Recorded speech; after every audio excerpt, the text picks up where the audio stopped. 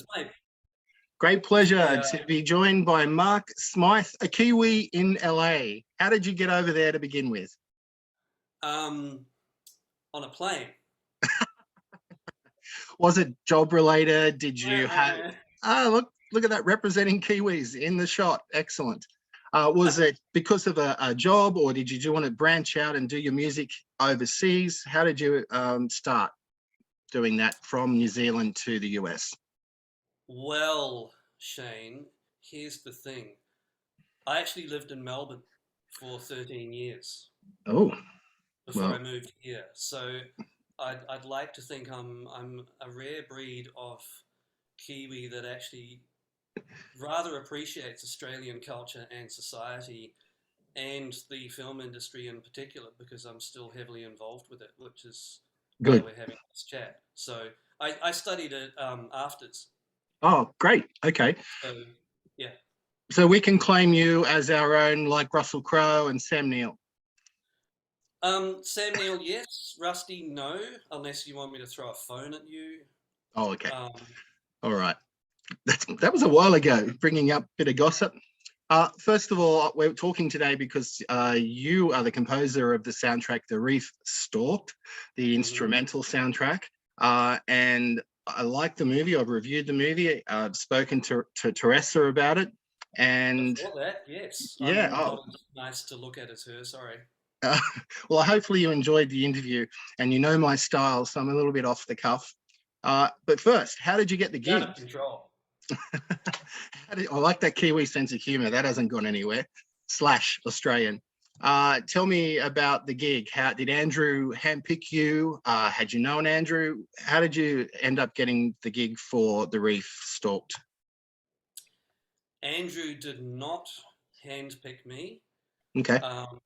I was further down his hands. There was his previous composer from Blackwater Abyss, a good friend of mine, Michael Lehrer, and he was too busy because he was finishing Interceptor. I know that movie. I've reviewed it. I've seen it now, and the score is fantastic. So, long story short, Mikey was too busy, and apparently, when he lived here in LA, I was really nice to him because I somehow ended up becoming the COO of the Society of Composers and Lyricists over here. That's awesome. It was awesome for a while, but then that was all I was doing, and I was not actually doing any composing. But that's how I got to know Mikey. And apparently I used to see him on wait lists for big events and take him off because he was a good guy. So he rang me and he said, blah, blah, creature feature. And I said, oh, and I zoomed Andrew, and then I zoomed Neil, one of the producers, and we talked about, various logistics, such as, I needed to make sure I still had an Australian business presence because that's very important. Yeah. For the Screen Australia Trail, and I do, and I still get back to Australia when I can. So that's how it came about. Yeah. Tell me, did you record in sequence, or were you showing certain scenes just to set the pace? How did the recording take place? So we started in sequence, and I'll be honest, I'd never worked with Andrew before, obviously, and I watched The Reef, I watched Blackwater Abyss, and it took me a while to find the right sound for him. Okay. And I was trying to do it in a way where, obviously he has his go-tos and his influences. And so I was trying to do it in a way that kept him happy, because he quite liked the temp score that was in there. So I was trying to sort of bring my own sound to what was already there and what he already knew. And I'll be honest, it took a while, and I did get a little bit worried at one point. So because of time considerations, we got through the early stuff. As you know, the film has quite a long setup. It does. And we skipped straight to the attack scenes. And that's when things got really crazy and fun. And I could tell, because we did it all over Zoom, and I could tell that Andrew was much happier. So from then we focused on all of the tension and attack scenes. And then we actually skipped back. And we did it by reel. There were 7 reels total. So we went 1 and 2, then we skipped to 4, and then I think we did 6 and 7, and then 5 and 3. So it was not in order, but it worked because all of the crazy, wild, you know, almost tribal themes I had with our friend Sharky going for the girls. They were then able to be sort of deconstructed for the earlier scenes. Was it, correct me if I'm wrong, was it entirely recorded over Zoom? Were you ever in the same room as Andrew, in the same screening room? No. No, but to his credit, he became a bit of a Zoom master quite quickly, having not used that for meetings much before. And so what we would do is, you know, I would upload my sort of quick times in progress to their system they were using, Frame.io, I think it was, yeah. And so he'd actually play them back, you know, with computer audio, etc., during our Zoom meetings, and we'd talk about it then and there. So, you know, it wasn't always the best, but it worked because I would record what he said, and so I'd be able to see what he was saying. And if I wasn't sure, you know, if I was working on a revision, and I was just, oh, what did he say there? And so yeah, that's knowing this is your first Shark film score, was there any pressure? Because the granddaddy of them all, John Williams, Jaws, lots of trombones, a lot of movements, a lot of different build-ups to compositions. Any pressure there? Well, Shane, let me talk to you about John Williams and Sharks. So, right off the bat, one of the first things that Andrew and I agreed on was that I could not go anywhere near Jaws. I loved the film, and in fact... Oh, wow, vinyl, just my thing. Original pressing, $10 if you don't mind. And it opens up too, I see. That's excellent. Lots of pictures in the middle. No, it's just old and I need to take it up. Kind of like myself. No, but so I had to not think about Jaws at all, because I knew that as soon as this is out, I'm sure people have already said, oh, it's like Jaws live, and whatever, they can think what they want, but the fact is I just kept John Williams out of my head. I have met him a couple of times in my previous job. I actually had to sneak him into the kitchen entrance of a fancy Composer Society event just before the plague came along. Ooh. So I did greet him and shake hands, so it's possible I got some maestro goodness from him by osmosis, but that could just be a bullshit story I'm telling you. I hope not, because I think it's a very cool story. But here's the thing though, like I love that film and I've studied the score, and so I had to just not think about it at all. And I'm predicting that people will compare it to Jaws, which is unfortunate. But I can tell you straight up, because I did briefly analyze the difference before this, because I thought, oh, I should probably try and sound intelligent. And so Jaws is like...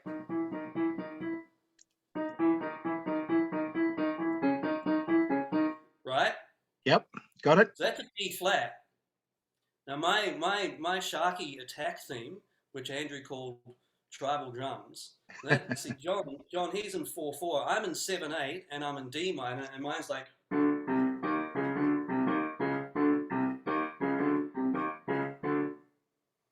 Which sounds more like Tool than John Williams now I think about it. More jazz Shark, maybe. I'll take that, yeah. Yep.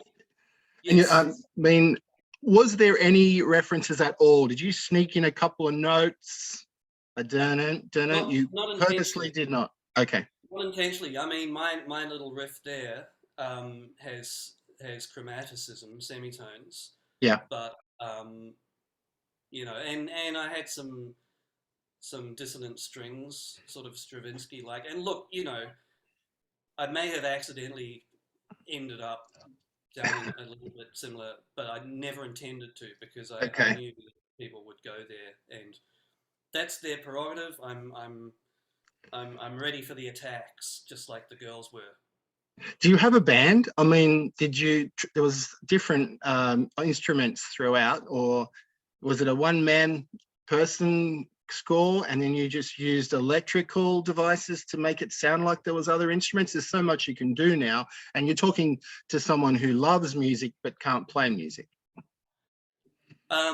I did as much as I could myself, um, purely out of time and budget considerations. So I don't know if you. So I had this. Very nice. I was admiring your instruments in the background there. So that's when they're all going off to the island and they're healing and stuff.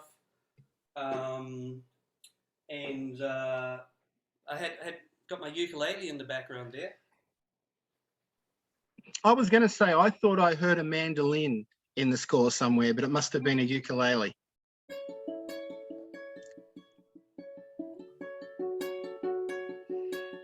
Yeah, that sounds familiar. So Beautiful. I did all that. There was some weird low stuff that's actually me on a bass guitar with a cello bow. Wow. Okay. And I don't have a banjo, but I got a friend to use a violin bow on his banjo, and I also hired a violinist, and Okay. I sent her so much stuff. I sent her some notation, but also just some references, and to how I wanted it to sound, and I got her to create a whole library of very, very tense sounds that I then, applied a lot of effects to, lashings of reverb, etc. So it's a curious mixture of organic and sampled, the score. Trombones. That's a very big part of a Shark score. Was there any trombones in there? I thought I might have heard one, but there's some crazy low brass happening in there, which thought is so. pretend low brass with me playing it in. I think more horns than trombones. Little bit of nuts trumpet as well, and brutal percussion, of course. Yeah. And when it gets all put onto the movie itself, did you watch the film from start to finish? And then did you tinker with anything, with Andrew, or was how it was edited in, you're very happy with, obviously? And is that how we see it now, or was it changed up a bit? So I actually didn't see the final version with the final mix until I saw the film in a cinema here in Los Angeles, Okay. on Friday night. It was wonderful. It looked and sounded fantastic. Yep. It was quite an experience.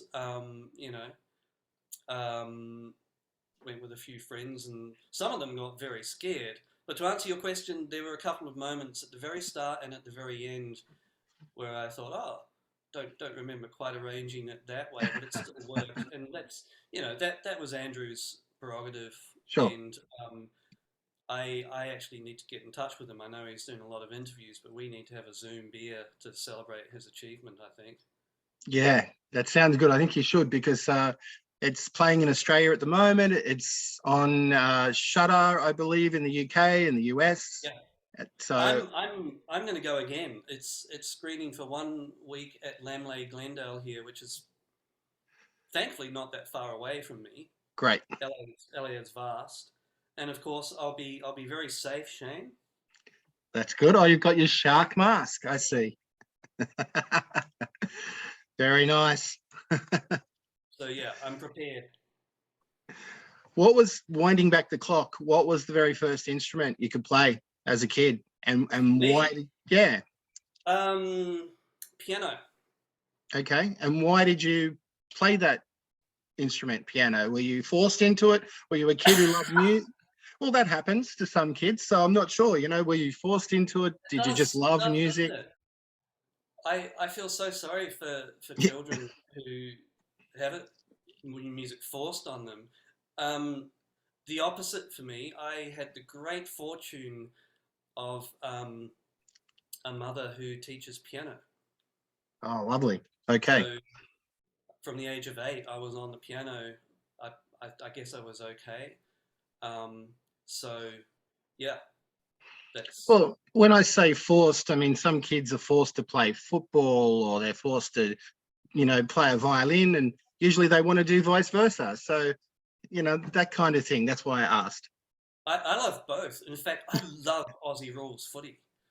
I became a huge St Kilda fan when I lived in Melbourne, Yes, uh, for better or for worse. And I actually have some Australian friends here. I have a friend here who's in a band, and he's got a Sharon, and we actually kick the footy once a week in Griffith Park. It's fantastic. that's nice. Uh, I was very very lucky. I had very musical and very encouraging parents with the whole music thing. Out of any of your compositions throughout the Reef Stalked score, are there any that you think you could put lyrics to? Lyrics. Turn it Is it into a love song, or an upbeat, dramatic song?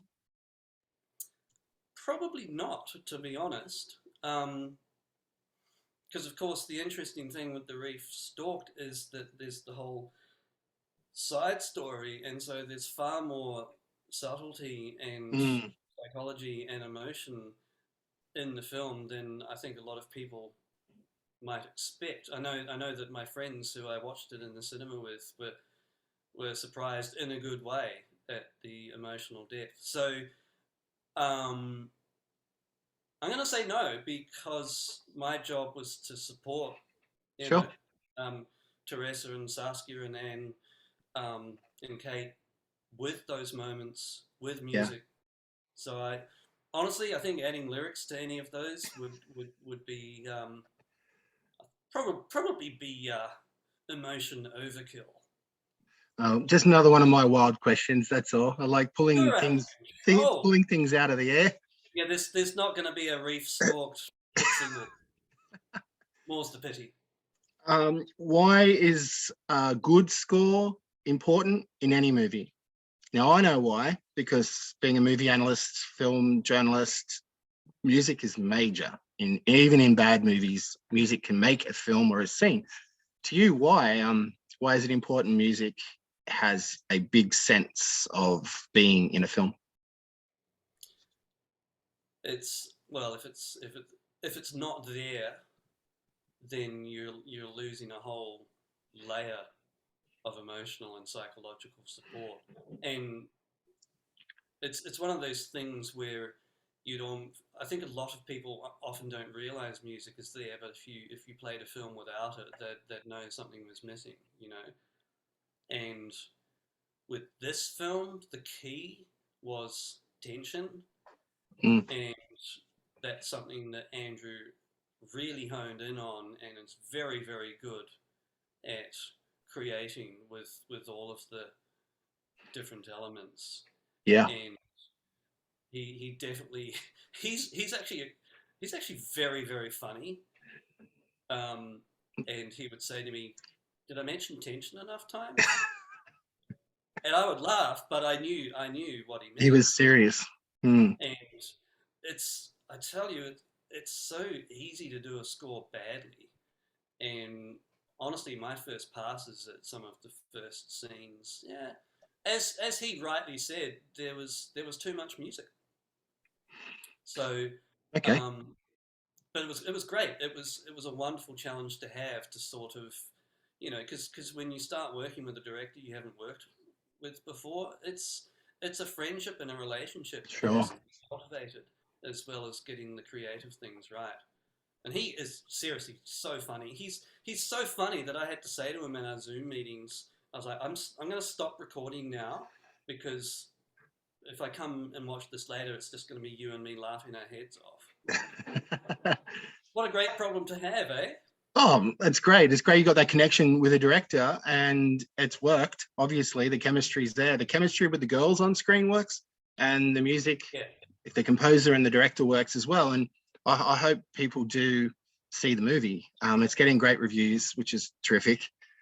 Tell me about vinyl. Now, do you think the vinyl is a solid comeback? Is it going to stick around, seeing it is now new again? Everyone's releasing stuff on vinyl, new and old recordings. Would you think about putting your score on a vinyl soundtrack?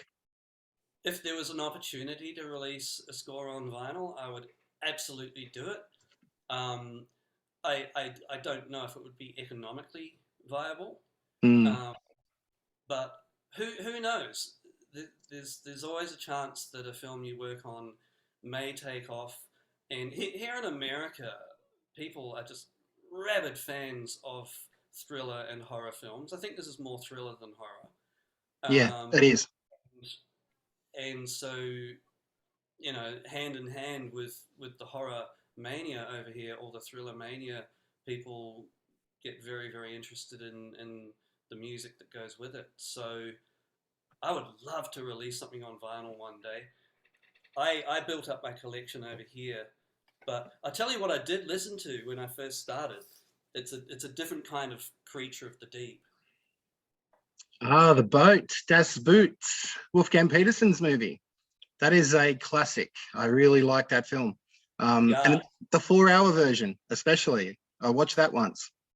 So yes, I didn't watch the 4 hour version. I just again I found the soundtrack here and it was not much. So I thought, well, I have to have that. Yeah, it's funny.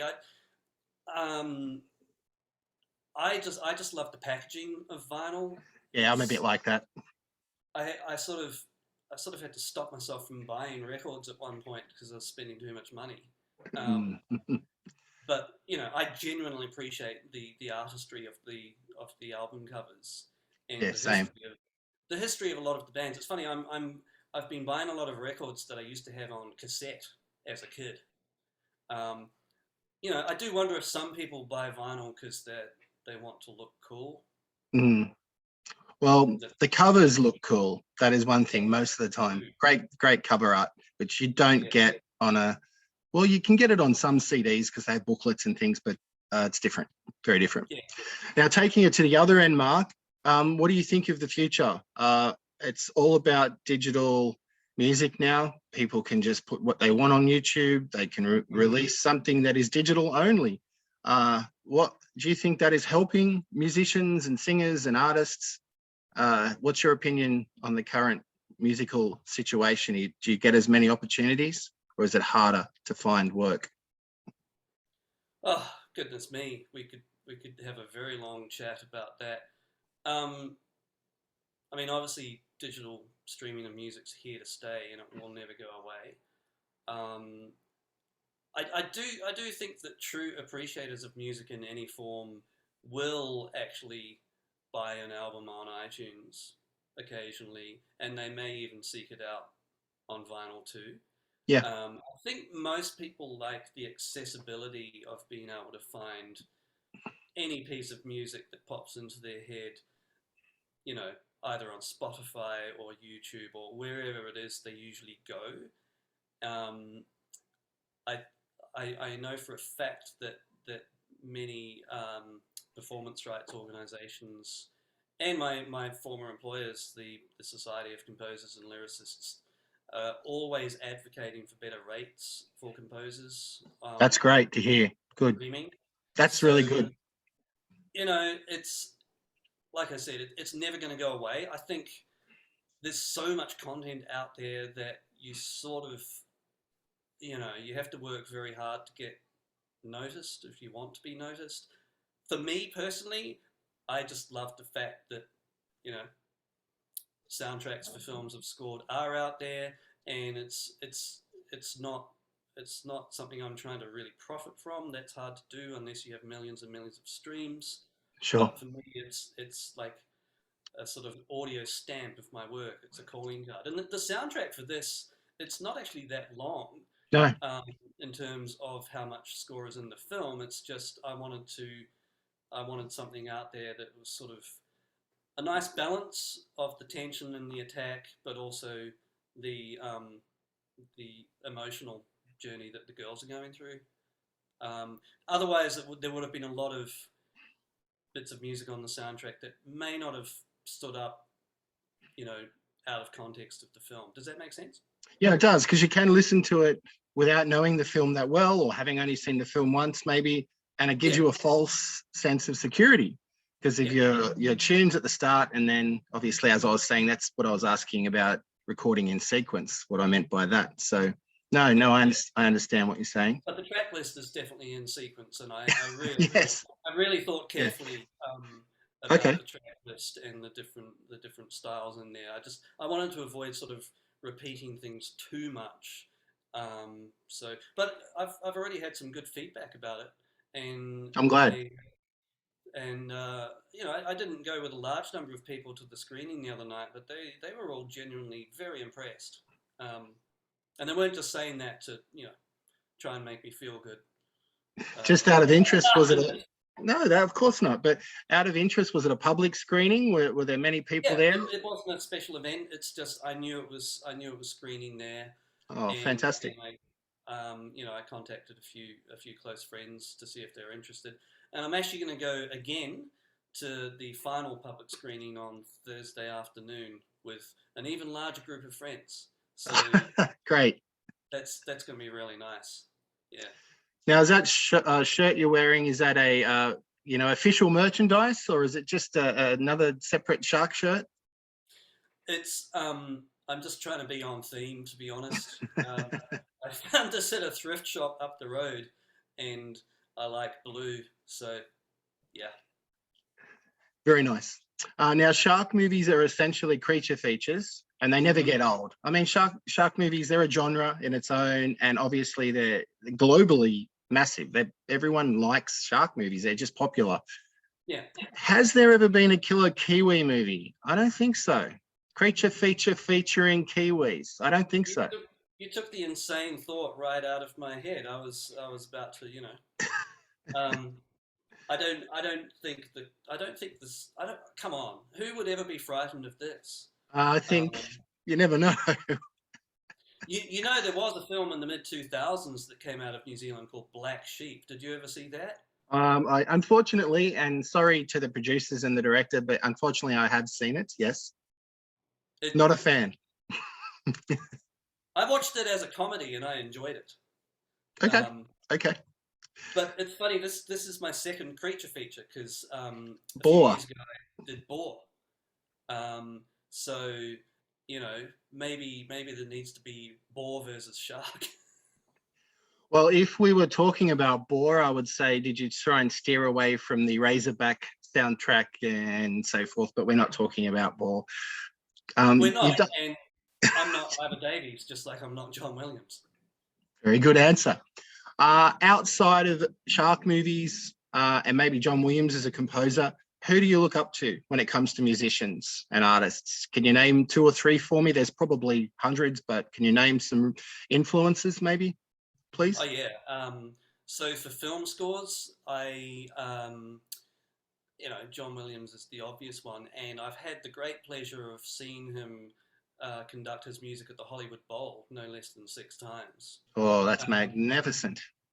but it's funny. Way back when I first started thinking about film music, the the very film that made me think, "What on earth am I listening to?" was a film called Exotica, and it was scored by Michael Danner, who went on to get the Oscar for Life of Pi. That's a And great film. Adam Egon and he Atom was Atom Egoyan, and he in did Goyen. The Sweet Hereafter and Kama Mm. Sutra. Um, Mia and Kirshner was in that movie. She's fantastic. yeah, Great film. and but the score was so exotic, and I was just, what is that? And years later, I was hosting events with Michael Danner, and the one CD soundtrack I still have is of that. So of course he signed it, and we joke about Prussia all the time now, as you do. Um, Carter Burwell, I've always been a fan of all the Coen Brothers films. Yeah, yeah. Again, I've had the great pleasure of meeting him over here.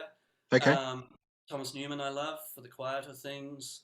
Um, I like Alexander Desplat, especially his earlier stuff. Right. So, as far as film composers go, that's sort of my main spread. and I I really like heavy melodic rock bands. And in fact, I used to play in one in Australia. What was the name of the band that you played with in Australia? I had two. The first one was called Geiger, um, not after HR, but I was the going to say, wasn't there alien images no, in the background? No. no, throw an E in there. Geiger as in Geiger counter. Okay. And my second one was called Autofocus, but I wanted to call it Hot Black Desiato after the character from Hitchhiker's Guide to the Galaxy. But my bandmates thought it was too nerdy. Uh, well, Alas, well, there was a movie called Autofocus about Bob Bob Crane. Bob Yeah, Crane. Yeah, yeah, and yeah, you could go a yeah. completely different way if you had the band named after that. I did try to point that out to them, and they're like, "Oh no, Douglas Adams, no." I might have become famous if I'd named it Hot Black Desiato. Did you know that Yep. Douglas Adams actually named that character after a real estate firm in Scotland? No, that is He, news to me. he got their permission to use the name, and so did I. And even then, they just were having none of it. Do you miss those days of a thrash heavy band to now being more of a straight composer of films, no less? Um, my ears don't. Mm, Um, I do enjoy performing, I will confess. mm. And I may or may not have done some pretty crazy introductions over here when I used to introduce screening events, especially the Star Wars ones. And, welcome to the final Star Wars saga, kind of thing. Great. Yep. But I don't miss the hassle of trying to organise band rehearsals and gigs and blah blah blah. And I do actually jam with a couple of friends over here, just Nice. because it's fun. Yeah, nice. Glad to hear it. Australia are losing a lot of their live venues, or have lost a lot of their live venues, I and know. it The sucks.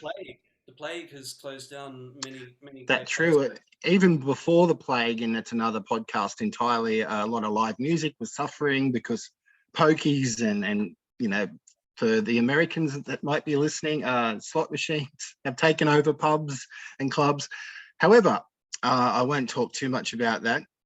But Is is finally, is the corner still going? The corner in Richmond in Melbourne? Do you know? I'm Sydney based, so Uh, Sydney and Melbourne have a rivalry. I haven't been down there for a while. I'll have to check next time I'm down there.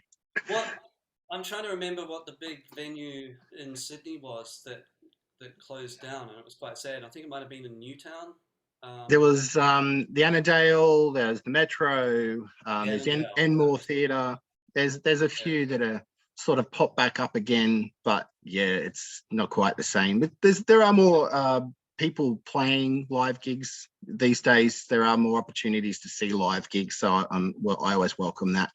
Yeah. To wrap it up, before we go, can you please tell me anything that you're up to next? Is there anything that you're not under embargo, or can you announce something for me?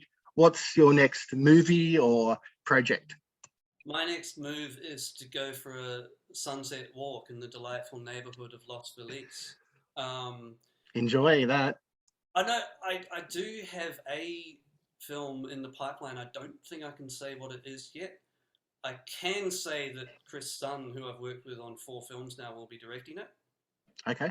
Um, and sadly, it got delayed a little bit.